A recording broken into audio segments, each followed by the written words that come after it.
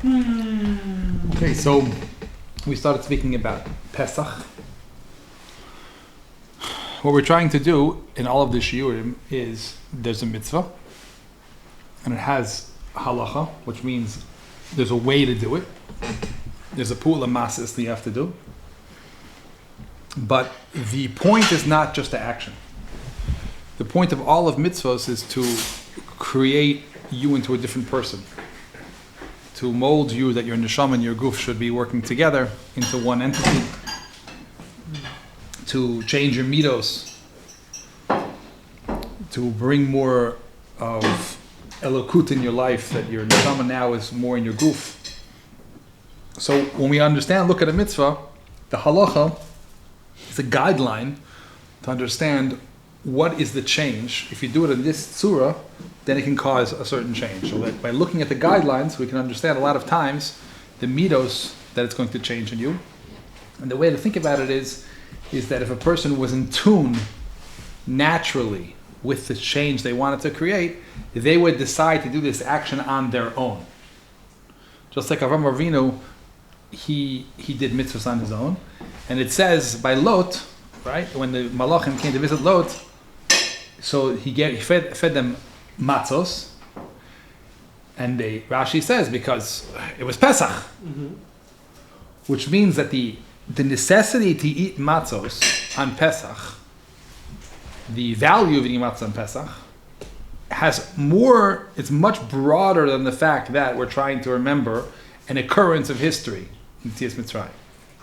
It actually goes the other way, that because there's a man in the world called Nisan, and the koach of Nisan that Hashem created in that world is a koach of Cherus, therefore Am Yisrael left Mitzrayim in Nisan. Yeah. And because matzah is a way of connecting to Cherus, therefore Hashem told Am Yisrael to eat matzah. Right? And we also continue eating matzah, also because in order to get cherus, matzah is a necessary ingredient. And if you look at the halacha, there's two different parts of the sugya of chametz and matzah. One part already starts from the middle of the day of Yud Daled, on the 14th day, that from that point on, Hashem told us, Tashbisu sa'ar mi batechem. Don't have any sa'ar. And it's one of the, almost only the mitzvah in the Torah, that not only is there a problem to eat it, there's also a problem to see it. Kol shiva sel masor lo yamatzeh batechem. Lo yirelecha chametz. Right? There's an isser to see chametz. And then also there's an isser to eat chametz. And that isser to see chametz and eat chametz starts from Yud Daled, and continues all Shivas Mir Pesach. Now, if you want to do a hunger strike, you don't feel like eating, okay. The ikar is to avoid chametz, and of course, if you want to eat, therefore eat matzah. Then there's another halacha, which is a leila seder dafka. There's a mitzvah min Torah to eat matzah. The korban pesach biyachad, matzah tamuram yochluhu. That the way to eat korban pesach is with matzah. So in other words, it's part of the achilas korban pesach.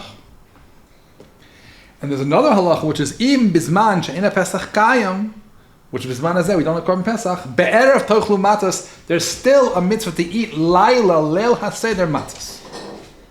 So in other words, there's two different mataros, two different purposes of matzos. One is the whole Yemei Pesach, which is to avoid chametz, and then there's a mitzvah that you dafka should eat matzah alel haseder.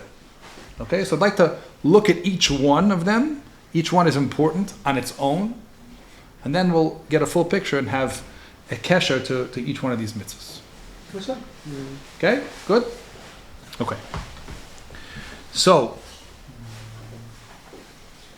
first thing we need to understand, before we even discuss the topic of matzah specifically, everything in the world we're basically ingesting inside of us.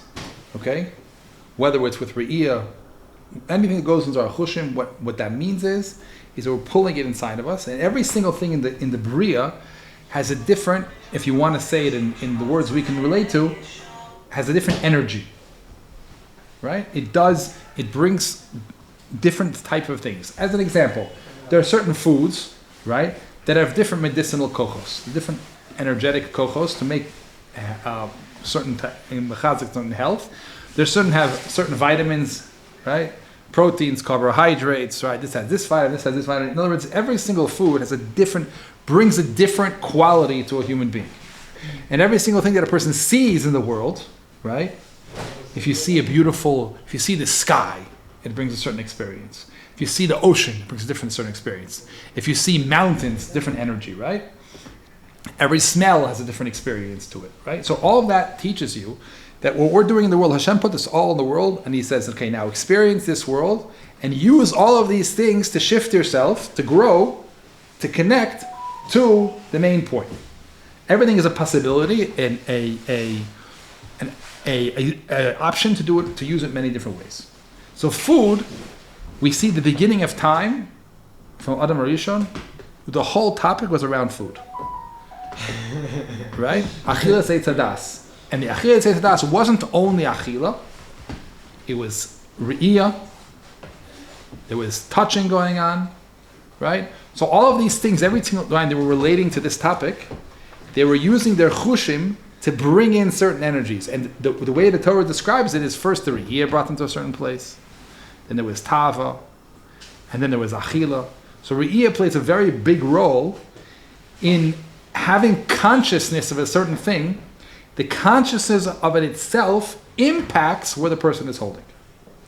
In other words, whatever Hashem didn't want them to have an experience of Eitz Hadas Tov V'Ra, the very fact that they looked at it, right, already put them in a place closer to experiencing that, which is why it's moshech, right? If you look at something and it already the fact that you look at something puts it in your reality much more than it would be if it would be something which is not in your consciousness. Okay?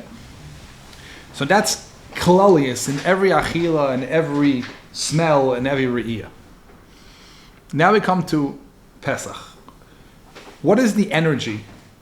What is the point? What's happening in the world? The spiritual shift that Hashem put into the Bria way before Am Yisrael was in Mitzrayim, but is naturally in the Bria from the inception of Nisan.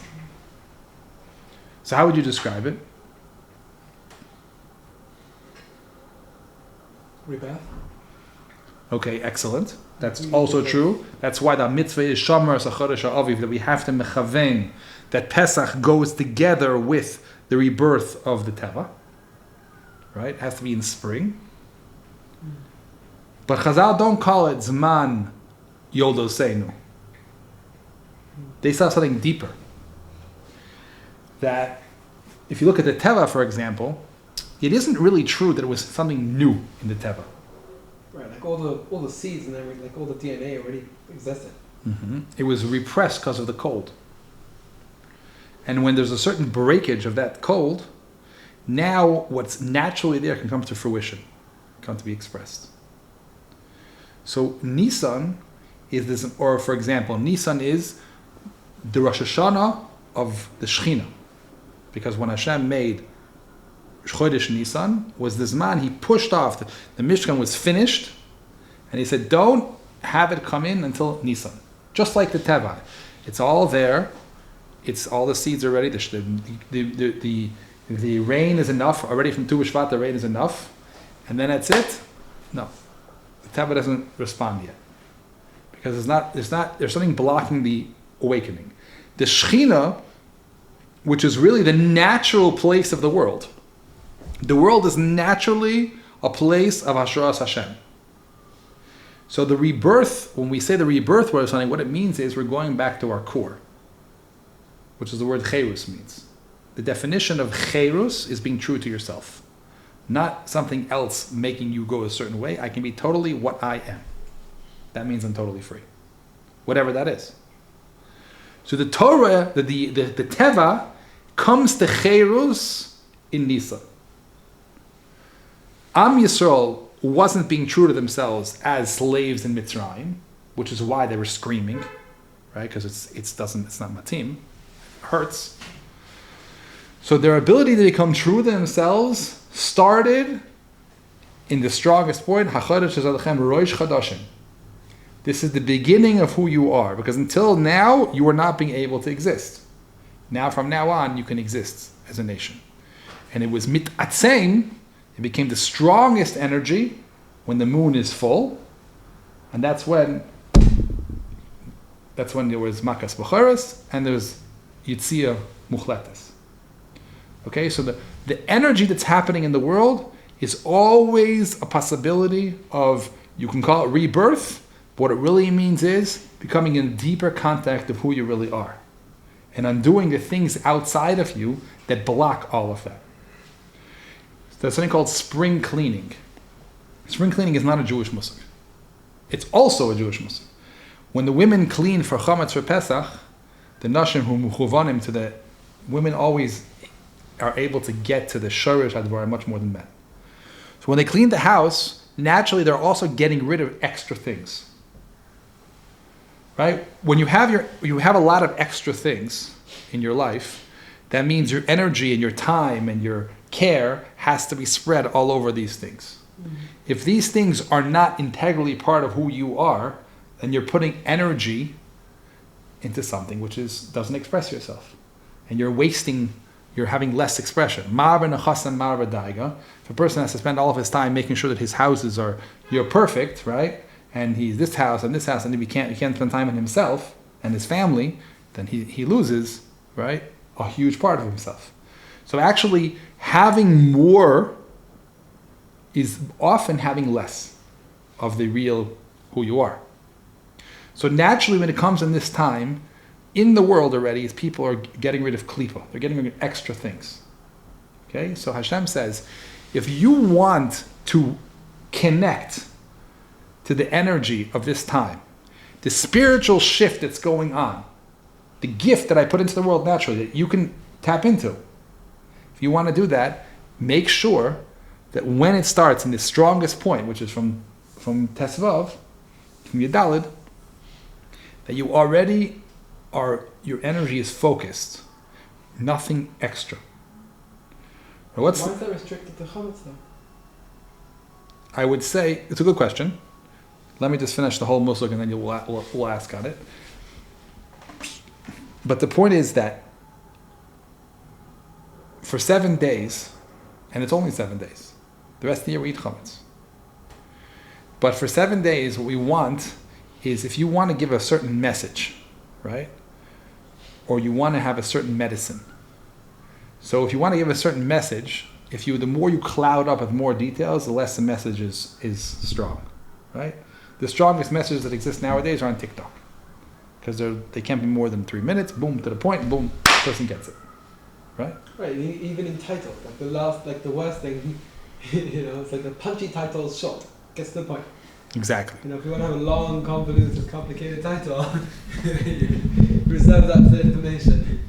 Exactly. So the point of chametz is we're getting all of the extra things in your food that you're bringing inside of you should be exactly to the point. And we learn from this an amazing thing. The more, less. If you want to be free, get rid of extra stuff. So Hashem's saying, if you want to tap into the energy of freedom, eat basic. Eat the things that give you survival. Don't eat extra stuff. Not because it's a way of life. It's not a way of life. The rest of the year you're supposed to eat food that's good and enjoy it. But here we're trying to make a spiritual shift. We're trying to able to come more in touch with ourselves, have less complicated, all the extra stuff that are around us that complicate our being and make it limit us from becoming ourselves. So the things we ingest, things we pull into ourselves, the energy that the food gives us, we want it to have the same expression, put us in the same place. Because wherever a person puts themselves from his environment, which includes the surroundings, but kal v'chomer, it includes things he brings inside of his body, has a huge impact on what his kollelim are able to receive in terms of their external surroundings. So there's an energy in the world of freedom, of becoming more yourself, then in order to procreate that, in order to put it in an incubator and really make it strong, the first thing you do is take all of this extra stuff out of your consciousness. Not only don't eat it, don't even see it. Don't have it in your consciousness. And then the second thing is when whatever energy you put inside of yourself should be exactly to the point. No extras. And that will make inside of you that you're exactly to the point. You're exactly focused on who you are, and not involved in extra things. And it's so important that you can literally lose, since the essence of who we are is connected to Hashem, so you can literally lose your essence by eating chametz.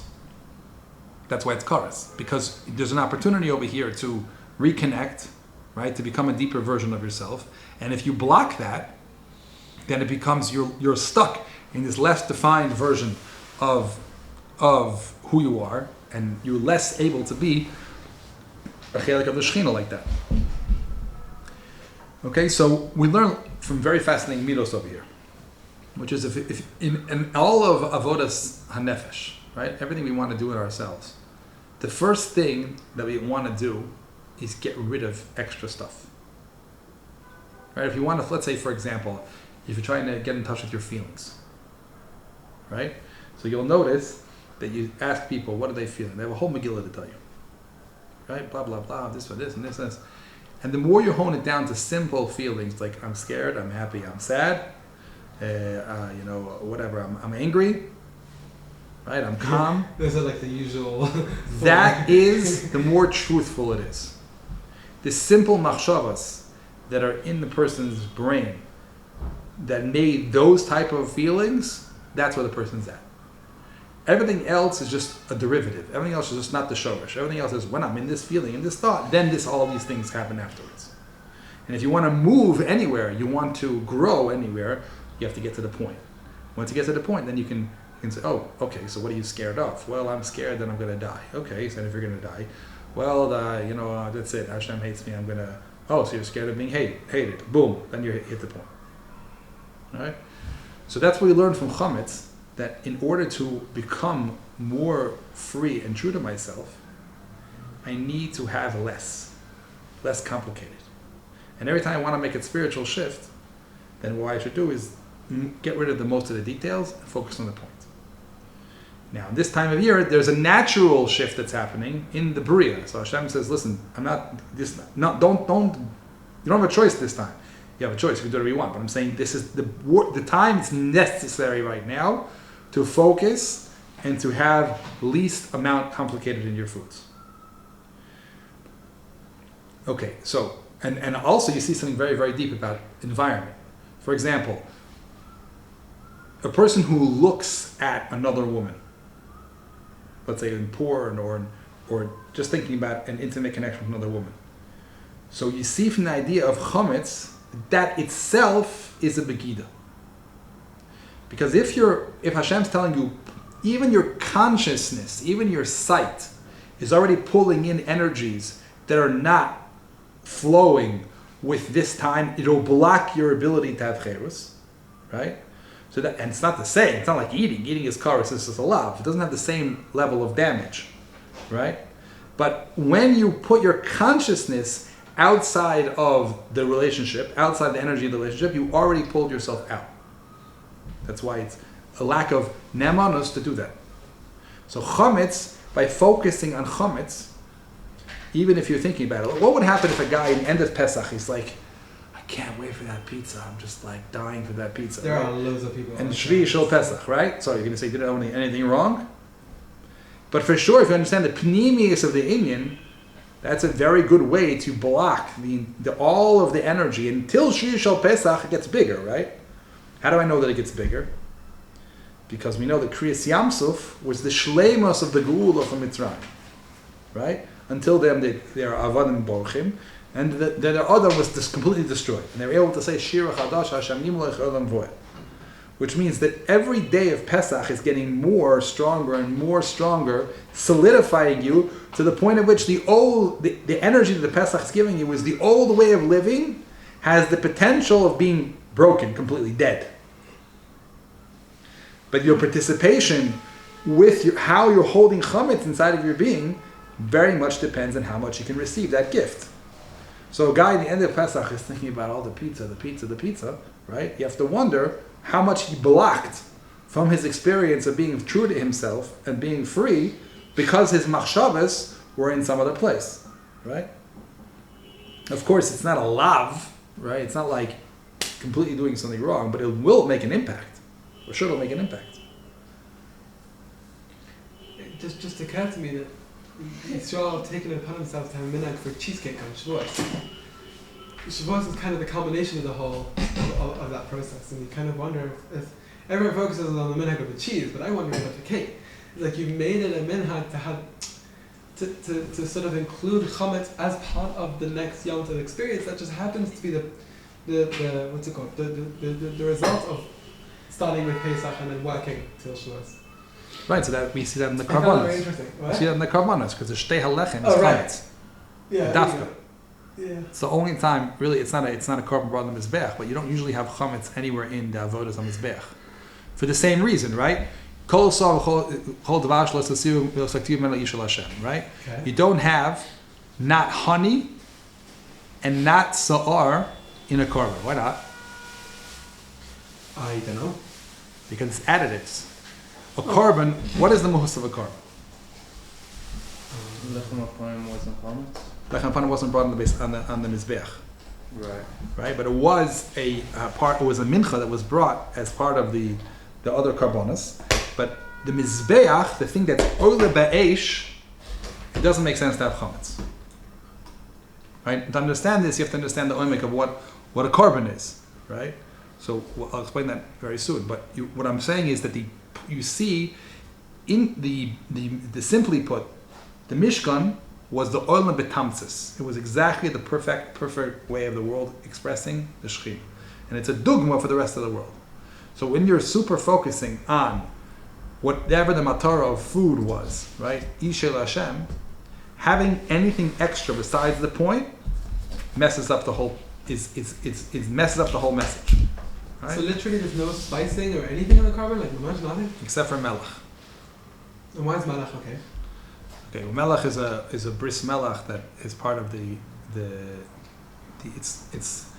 it's come to signify the shorish of avodas Hashem, which is that there is a bris kayim that is never ever nichla. Melech is not the causing is not miskalkla, right?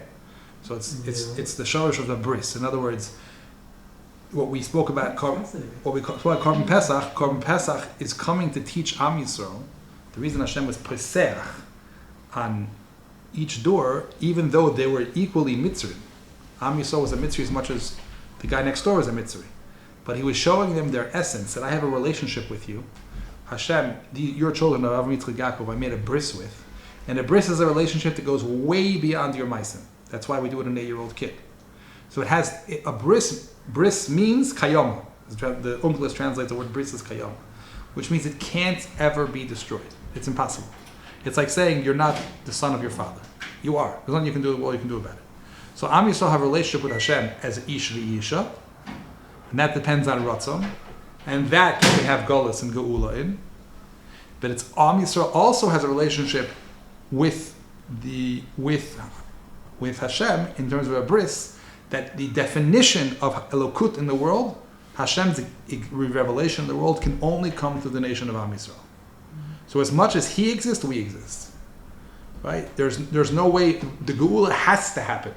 Because there's no question that we will leave Mitzrayim, there's no question we'll leave Galus Edom, there's no question that Mashiach will come, because it's Lamanoi also. We're connected to Him like a wife is connected to a husband. That it's without a get. Right? They are married. Right? So even there's no Ratzon, right? It doesn't make a difference. There's are still a connection. Basar Visari. So that's the point of Melech, that in order to mamid the karbanos, you have to have Melech. And because a karban, we're learning now Parshas Vayikra, right? So Parshas Shmos is about the whole. Videos in Torah about malach. I don't think I've ever had that Torah before. Do you remember where you had that from? Did you hear that, or you just? No, it's just. So, Not mine. Probably days. No, it could have been Chals actually. Did you find out? so the whole purpose of Karbonos, by the way, is different. We have Seder Shmos. Seder Shmos is a Seder of Geula, right? So what happens in Geula? The end of Geula is Hashem Meshor Shechin and Am Yisrael, right? Okay. And then we have Torah's Kohanim. What is Torah's Kohanim about? Torah's Kohanim is all about Karbonos, and it's also about all the Hachshara that we can do or can't do to be roy to go to the Beis Hamikdash, right? There's Machalas Asuras and Pasha Shmini.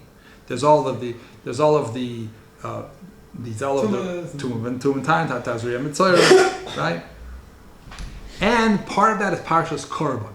Korban is a Shemitah thrown right, isn't Bahar and Vayikra? Am I tripping? yeah, Bahar, right? Bahar B'Chukosai. It's like random. There's Parshas Arayis, because Arayis is also a way of us being Mukhshar. But if you think about the beginning of the beginning of Parshas Vayikra, so the Torah ends in Shmos. How does it end? It says, "Vayochlu." This is really a fascinating thing. It says, "V'loyochal Moshe lavo el Olam Moed ki shochan olav ha'anon." Ukvoid Hashem Moleyes HaMishkan. Now, why wasn't Moshe able to go inside? There was like a big wall. Right? I don't know, I was just assuming spiritually he wasn't holding, I don't know. So Chazal say something incredibly fascinating. It's brought down in Targum Yerushalmi, in Targum Yonasan ben Uziel. Lo Yocha, because it wasn't the right thing to do. Because he learned the kal vachorim from Ma'amad Har Sinai. Ma'amad Har Sinai, he couldn't go up to a certain place until Hashem called him, right? So Ma'amad Har Sinai was less of a madrega of Shechina than Mishkan was. But I thought the whole Less of a madrega, right? You think, what was the most incredible thing that ever happened in the world? Ma'amad Har Sinai, right? Torah came down from Shemayim. No. Torah came down from Shemayim. After it came down, Har Sinai, what's Har Sinai? Makom Chol. There wasn't a Shras HaShechina B'Kviyas. So you even have Kollelim Subrokim, and you have a whole amazing thing, and Hashem speaks to Am Yisrael. Okay, that's a madrega. But you know what's a bigger madrega? That He's here all the time, in our living room. So Hashem in the living room, the Olam Moed, Moshe Rabbeinu said, I can't go in there. If I couldn't go up to Har Sinai, I can't go in there, right? He could physically, he could go, but he lo yochel because he wasn't right. So now the whole Seder Vayikra, after that happened, it's like Moshe has a tefisa. Well, who says I can go over there? Who says I can? Who says I'm holding? Who says I'm a ben adam? Who says I can go to a place to kvoid Hashem?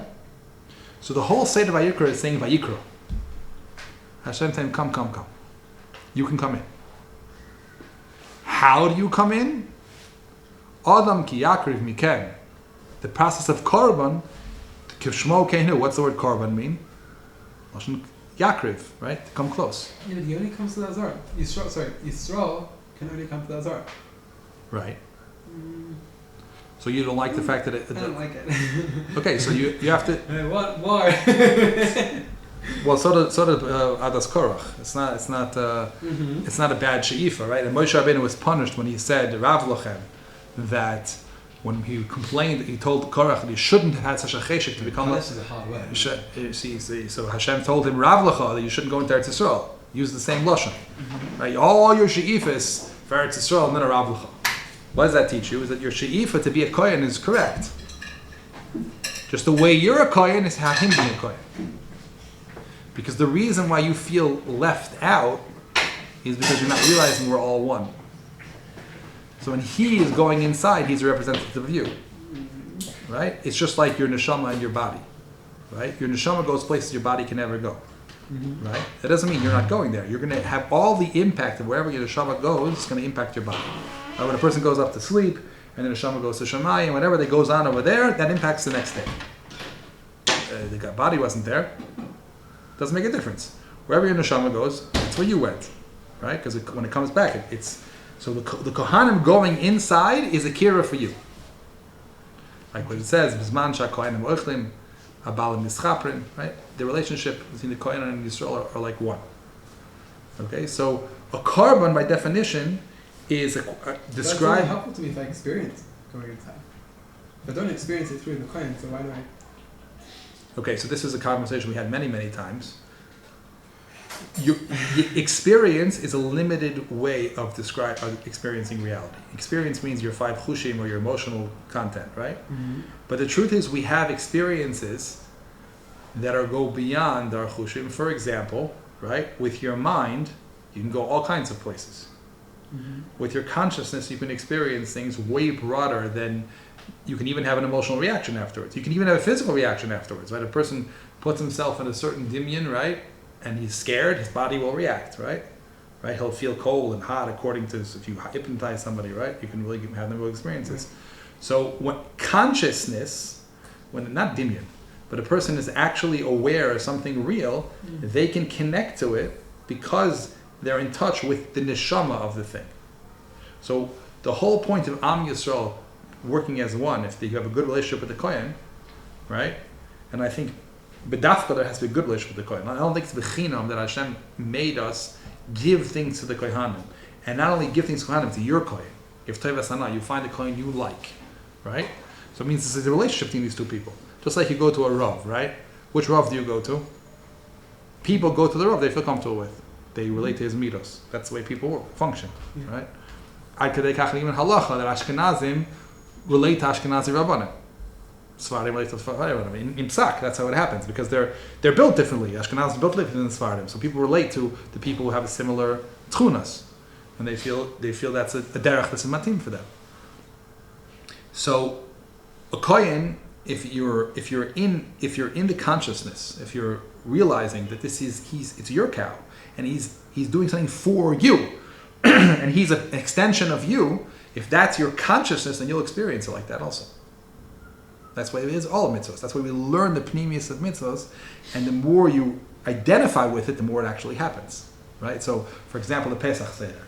The more you're in touch with the fact that you are a person that can be free or not free, that will allow you to experience more what's happening in Leil Seder, because you're in tune with the energy that's going on, and therefore you can, and your person feels like, well, I'm making it up because I'm believing, therefore it happens, and therefore I'm living in a dimmy. European, right? But the truth is that Europeans, right. But the truth is that a belief is a creative power. So if the word, and I said the word belief for a reason, because emuna is lashon of oiming, means something. It's like yisa omen es ayonik. It's like you're being held by something. It's not called emuna until you feel held by it. It feels true to you, right? You have conviction that it's emes. So if you have conviction something is emes, it means you identify with it from a deeper place inside. You know what? This rings true. If you're in a space of this rings true, then that's the reality you'll perceive, and you will even have an experiential level on it. To the degree that your emuna is stronger, it'll be obvious to you, right? That's why you can have people who can have psychosis, because they're so convinced that there's a person talking to them, they're going to live their life like that. They're so convinced that there's I'm going to die tomorrow because of whatever. I cross the street, right? I'm going to die when I cross the street. And they're living in total charadot. So if you use these kochas and nefesh in terms, it affects you. But who says if he was to actually cross the street, wouldn't go? Well, you can ask him. I mean, maybe physically he didn't, but he went through an experience that was almost as bad, right? So I'm just telling you that emuna is a creative power that a person can put himself in a different reality, even different than the physical reality that's actually in front of him. No, but but part of your teaching as well is that it actually does affect your physical reality, because of the energy. Your petting is one of fear, so somebody who crosses the street is more likely to be. That's also true. That you create the physical reality very much matim to what you created, because we have creative power. Doesn't mean you'll see it right away, but it does manifest it, which is why sometimes you'll see the development of a Yom Tov months later, because to actually have it be manifested in the physical reality takes longer, right? But it doesn't mean the pull. It's like when you drop a bomb out of a plane, right? So nothing happens. What happened? You wait 2 minutes. Well, why did it happen? Well, because I dropped the bomb out of the plane, right? So things start on a yontif that you might see the payros of it later. But the experience, our ability to experience things is very important. We need to experience things. Everyone needs to experience things. But the more you get trust something, the more you connect to something, the more it becomes your you have a truth to it, then you'll actually enhance your level of experience. Okay? But I want to go back to the point of korban. Korban means the whole Torah's kahanim is a process of waxing and waning. So if a person does chet, they went distance. What's a korban do? Chatas, to bring them back. The whole Torah's kahanim is explaining our relationship to Shekhinah. It's there. It's in our life, and now we go back and forth. We make tumah, we make tara, we bring karbanas. Hashem is calling us, and then we can decide, do we want to come close? That's the whole parasha of Torah's Kohanim. And the Bris Melech is teaching you that no matter what, whatever stage you're in, right, you should know there's a Bris Melech. That it's set in stone that you're going to be connected. Right? So therefore, all the things you're doing is just enhancing that. The most important thing you have to realize for cherus and any growth in spiritual growth is you're not creating yesh me'ayin. It's like a seed in the ground. The Torah, the mitzvos are called mayim. They water what you already have. Your neshama already is connected to Hashem. By definition, there's nothing you can do to change it. That's why Hashem was mizgalas on Pesach and said, you guys, leave Mitzrayim because you're mine. Just because we are. That nothing can change. And all the mitzvahs we're doing is enhancing more of an expression of that. We're coming more true to ourselves. We're coming back to the core. So we leave the chametz out. Right? And we're being a korban Pesach. A korban Pesach is a way of us coming back closer to who we really are. And leaving out the extras of the chametz, or the things that distract us, the things that the message is less clear. And the message that is Hashem's putting into us is the message of just be your simple self. Your simple self will be cherus. The key to cherus is simplicity. Just be completely simple to yourself. The more simplicity you are, it means the less complicated you are, which means you trust who you are. You don't try to be something else. You don't try to be like this person or like this person, right? If you have a certain tchunas hanefesh that's pulling you to be a musician, or tchunas hanefesh that's pulling you to work with your hands, or tchunas hanefesh to work with people, right?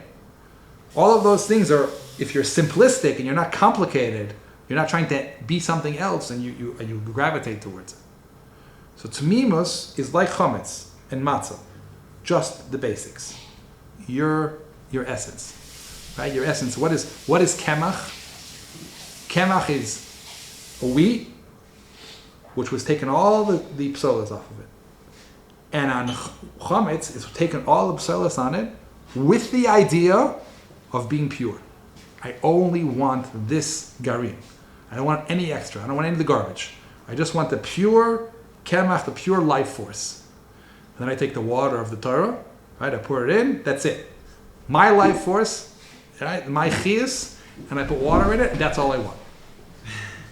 When I eat that, and I refuse to eat other things, I'm only that. And the only time when I want to eat things that are life-giving, I only eat matzah. That already puts you in a place where you can tap into the already existing energy in the time period of being true to yourself. So that's the first inyan of eating matzah all 7 days. Mm-hmm. So now, I want to hear, after we spoke all these things, what did you get from all that? Now the point of what you get from all that, just to explain, is everybody has a different chelik in Torah. What does that mean? It means that your life starts when you were born until the day you die. And there's many, many, many, many steps in your life, which are all the different steps that will bring you towards tikkun. And the different halakim of Torah that you enhanced you and brought you closer to your essence, those are your chidushim. They relate directly to your life struggles, to the day you're on, the time you're on, the person you are, and it's completely subjective. That's your chelik in Torah. The information that says in Shulchan Aruch, or it says in everything else, is the Torah b'shleimuso. But it isn't the derech to get to the Torah. The derech to get to the Torah is personal. It's sulam mutzav arza roshim magiya shamayim. It's chidushay Torah of your own self. So now I learned all these things, and I'm saying over what I understood was meaningful to me in these things. So now I'm asking you to experience what was meaningful to you, what you're going to get out of that, how this impacts your life towards your tikkun, towards being your version of chayros. Okay? For me, I came to realize that when you talk about rebirth, I get to be a whole new person by expressing my essence. Which means once who I am and what is what is good for me, etc., is really, really expressed. And I'm not coming from a fear place, I'm coming from a place of love and curiosity and openness. I am a different person, and it's kind of exciting for me. It's like it's a whole new. And I also enjoyed the Torah of the Melech, just appreciating that's part of.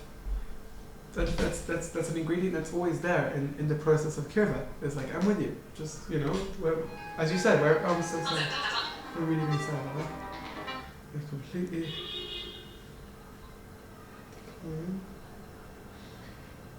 Okay, I'm finished. Which means, like I did it, kirva always has this ingredient of, I'm with you wherever you're at. And our bliss is constant.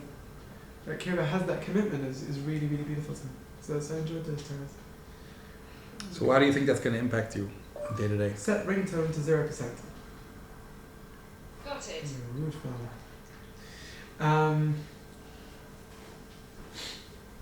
No, I think it just gives me more energy for the development of this song. It's like there's a tremendous potential here that I actually want to access. I want to go to Batayin or someplace for a vacation to really just connect with myself, be a lot more grounded, live more simply, and start to learn more content. And, to gear myself towards building a less fearful, more expressive person. Trying to. That's what I want to do. One of the things that my wife is always teaching me, it's the antidote to power. Tichbar avoid al anashim. If you don't have relaxing time, fun time, where you're not doing anything, or if you're trying to do too many things at one time, it's not focused, then it's basically a life of shibud. You can't actually experience anything. And yet not only that, but choosing to do things because you want them. Like, what would be the most fun thing for you today? Well, I gotta go do this. I gotta go to Minyan. I gotta go, I gotta go to Yeshiva. Wait a minute. What do you want? Right. Well, if it was really doing what I want, then I wouldn't do this. Oh, so you're not being true to yourself. So then why are you doing it? Right?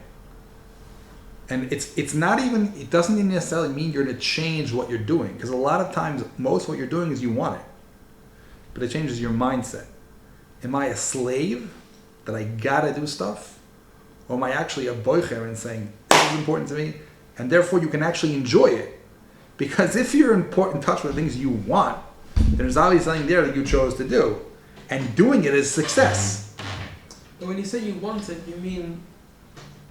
Right, because there's another thing you taught, which is that it's not in other words, I can really not have the patience for Minyan, but I do want it because I love having a relationship with Hashem. So, in the moment, that is what I want, even if it's not what I want. Assuming that you're experiencing, it's valuing that this is actually enhancing my relationship. Right, no, I understand. Right? Yeah. I'm doing this, my wife wants me to go now to drive to, I don't know where, to IKEA.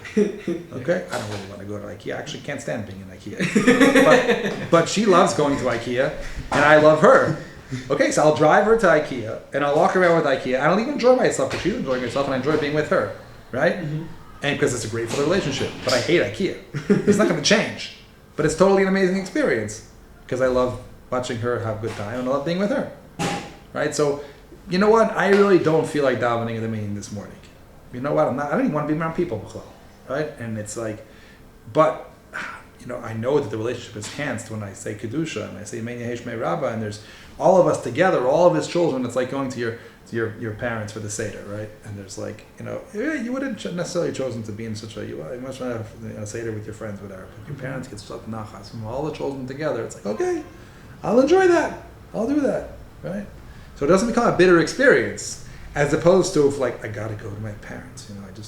I have no choice. Keep it up, I gotta go to my parents, right? I gotta take my wife to IKEA. I gotta go daven in a minyan, right? Your life becomes one big bummer. It's only a decision if you're an Eved or you're Ben Chorin. Wait, don't forget, when you have all three things that you need to do at the same time, and none of them you want to do.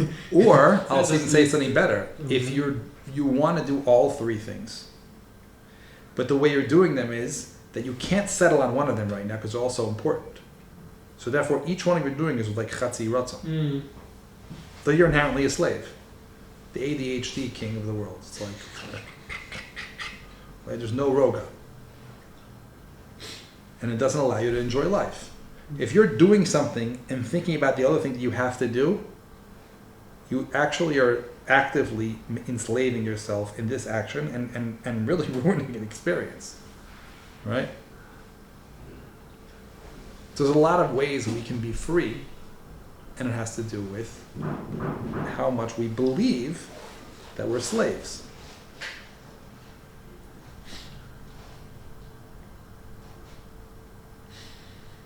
So the Rav Zusha, what did you get from this whole thing?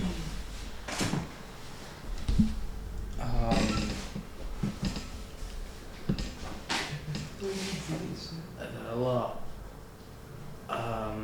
Regarding Pesach, it's amazing that it's an amazing time that you can really just change.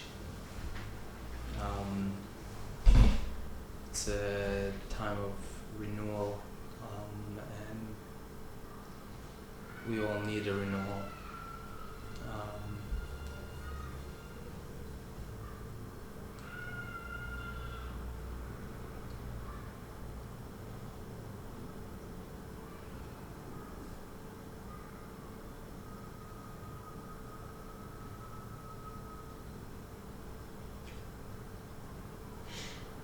No pressure. I'm just giving you space. If you want to say more, you're welcome. If you don't want to say any more. Right, so that's actually a very, very important thing, that the beginning of tapping into any energy is the desire to have it. It's one of the reasons why Hashem made us wait in last week's Parsha, that the Mishkan was done either by Chanukah or by Adar, and Hashem had us wait a month or a few months to have the Mishkan, because when something is, you want something and it turns up the ratzon, the more you want something, the more you actually can appreciate it when it comes. So sometimes we have a Purim, which is this amount of Golus, before Pesach, right? We have this amount of Richuk, this amount of being in Achashverosh, Katya Avdi Achashverosh Anan, in order to create the nisim of Pesach. Right? The Geula Asida of coming back to Eretz Yisrael was born from the Holocaust. And because of the situation of needing a rebirth, that's why the rebirth happens. Which is one of the reasons why there's Maror. Right? If it was so amazing in Mitzrayim, then we'd say, okay. Even after we left Mitzrayim, people were saying it's much better in Mitzrayim, right? Leave us alone, Anavdas Mitzrayim, Zachano es Hadaga. What does that mean? It means that a person very much is comfortable with the negative places they're in. You know the famous story that there was once a king's son who was kicked out of the palace, right? And he went around, and the place he found himself was in the garbage dumps, eating all the food from the garbage. One day the king comes and he says he has Rachmanas on his son. He comes to the son and says, I want to take you out of here, my sweet son. What do you need? What's missing for you in your life? He says, I'll tell you what. In this garbage dump, it's a real problem, because I'm eating the food, and this other guy also wants to eat the food, and I can't ever have my own food. You know what I really want? I want my own garbage dump. And then I'll be happy, right? So the fact that you're uncomfortable about being in the old situation and you need to be renewed is the mafteach to renewal. And it doesn't necessarily even mean that you know what the renewal looks like. Because then we're in Mitzrayim, they had absolutely no idea what they're even to like who, to what. We're just like, this is not where I belong. And that's already the hisorus of the bris of identifying that you are something else. This state that I'm in, it's not my gear. What does it look like? I may need a little seder to remind me, b'chlal. Right? But by starting Pesach, I'm starting this one, which is like, no, I'm uncomfortable. That's great. That's the beginning of everything.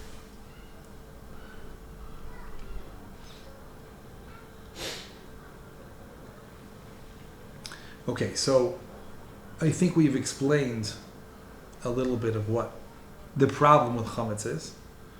And I also think this gives an appreciation for bedikas chametz, right? Or all of the chumras of Klal Yisrael need to be taken with a grain of salt because people go a little nuts. But the shorish of the chumrah of Pesach, Radbaz already explains in Tshuva. Which chumrah? You mean all of the chumras. There's so many chumras in Hilchos Pesach, and people added le'ela, or whatever you call it. They added a lot. It comes from the fact that we have a deep desire to not be confused and not be messed over by the complications of life. We just want to be simplistic. And there was actually a minhag in Klal Yisrael to not eat anything produced outside the home. Really? Yeah.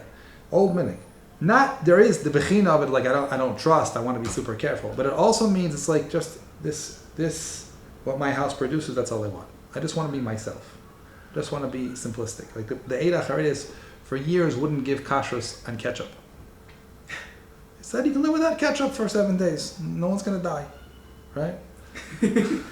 Wow. Right? They even lost money on it. It was really an ikaro. Right? So the simplicity of Pesach, it doesn't mean it shouldn't be yummy. It doesn't mean it shouldn't have taste, right? But it means simple. So the simplicity of, so experiencing bedikas chametz can be this really annoying thing. But if you realize that every single chametz you take out of your house, you're becoming the more essential person that you are, rebirth, right? Having less complications, things in your life. And while you're checking for chametz, or whether you do it the night of bedikas chametz like the minhag was, or the Klal Yisrael did, or you do it for weeks before like we do nowadays, there's a lot of checking you can do internally in your life. And especially if you have a house with kids, it's already a whole thing. You go through and say, this I'm going to throw away, this I'm going to throw away. Ooh, I didn't deal with that. Oh, okay, fine, yeah. Oh, I see the problem over here, I fix over here, right? Mm-hmm. And this is amazing, let's work on this some more, right? There's a whole process that naturally happens because you're checking in all the chorm stock and checking all the you got to move this out of the way, and you got to look over here, right? That's a natural process.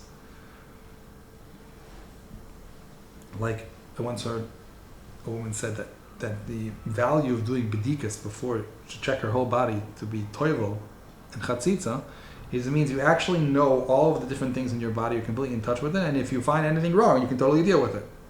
Whereas a person who never checks their body for chatzitza can be totally nis'alem from a thing in their body, never dealt with it, never thought about it, never had anything to do with it. So every time you check, you get more connected to your life. And then you can make your life pure. Do the how do you understand selling chametz? Because it feels like a very strange loophole.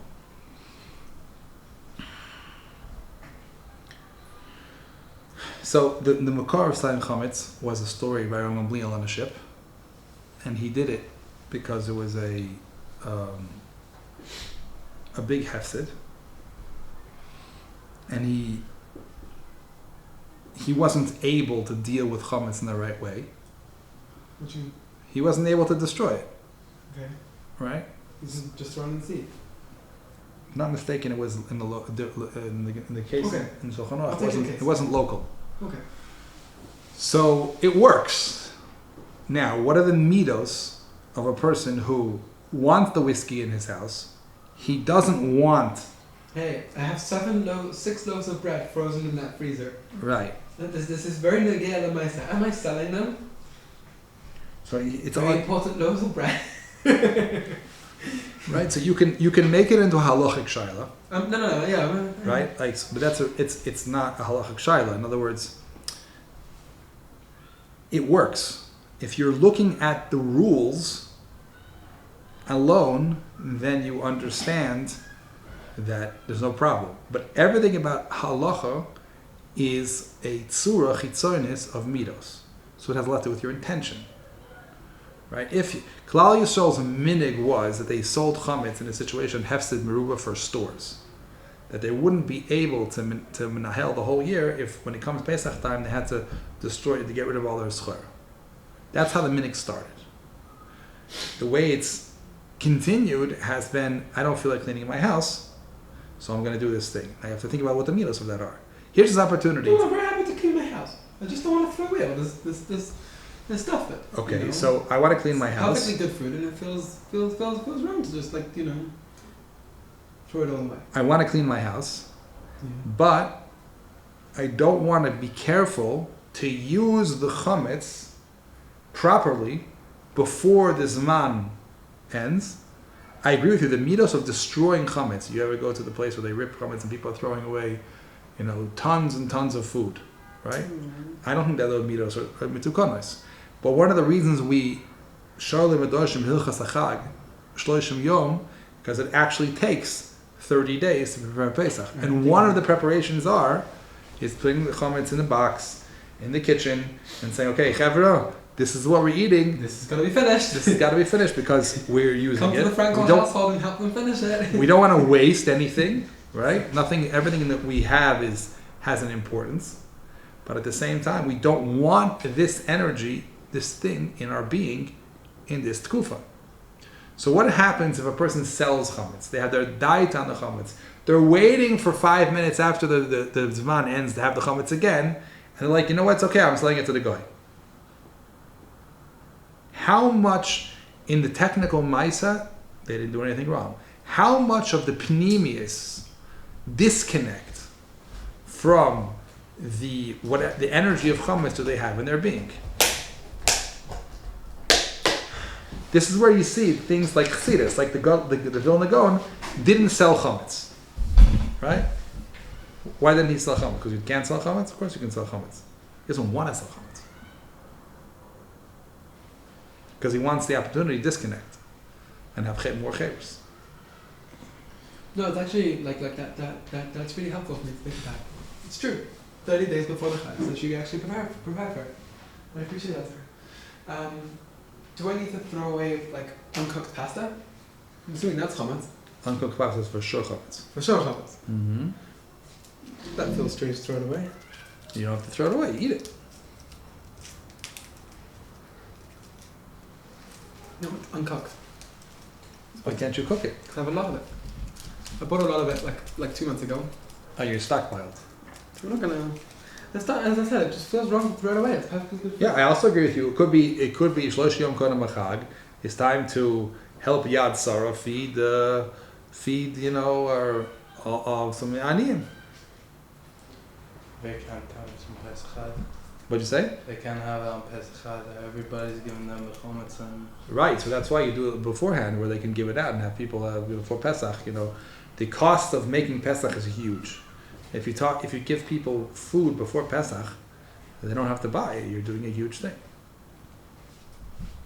But again, it always depends and starts on the midos, because if a person really cares about that, then they'll be careful to do it. Like you're saying, it bothers you to throw away chametz. So I didn't think of that. I know it bothered me. I'd rather sell it and throw it away. Mm-hmm.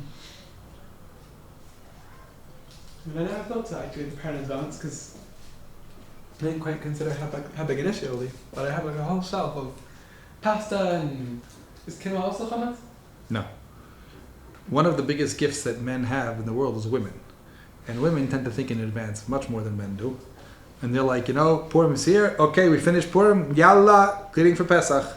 Right? So we think, oh, yeah, leave me alone. Not time, leave me alone. What are you doing to me? No, I'm telling you, this is the right way to do it. You get rid of the chametz lot. You don't waste anything.